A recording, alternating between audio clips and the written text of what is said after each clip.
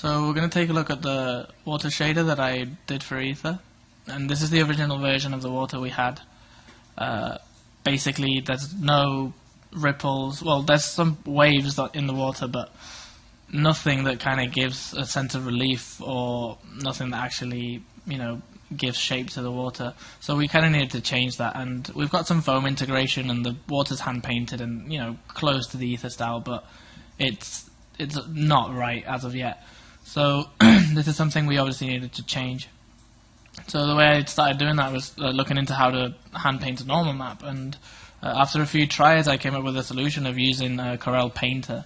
And basically what it allows you to do is it kind of puts a thickness to your paint and kind of lights it as if it was a real canvas, and it just gives it a feel of actually being real paint rather than just a digital painting. So using that as a normal map, I kind of brought it into the material editor, and basically I did a really simple kind of, I merged two normal maps and panned them in different directions, not completely opposite, but just different directions to add a bit more variation. And then I just have to plug that all the way into the normal maps, and this right now will give us a sense of relief, but obviously if I used the realistic approach to the normal map, it would look like real water, so it was really important that the water was hand painted, and again that's what Ether is, it's hand painted and it's loose. So now we get a much better effect on the water, and a much more effect with a lot more variety. And the only problem is that it's still not right. That's not, the water isn't moving, and so the telephone went off. Yeah, the only reason it doesn't feel right now is that there's no waves, there's no movement to the water, and obviously for Ether we can't simulate physics, so this is the solution I came up with.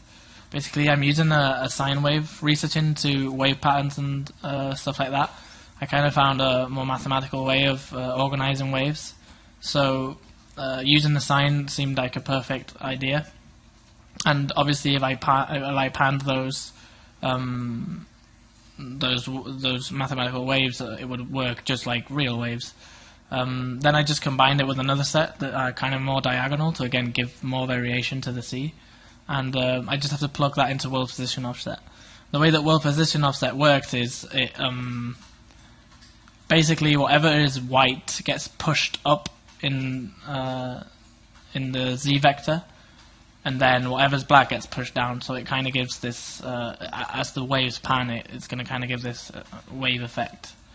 So if you look at it now, the water's going up and down with the wave, and it just gives more of an ocean kind of feel. And the only drawback to this is that our water plane had to be not high poly, but had to have more polys than just a simple square. Right now it stands at 2,048 tries, which I think is really good, considering we've made a whole ocean out of it. And I think it gives quite a convincing effect. And it's true to the Ether style, which is obviously the most important part of making this ocean. So that's the ocean in Ether, and I'll have another video to show you the sounds and stuff like that. Thank you.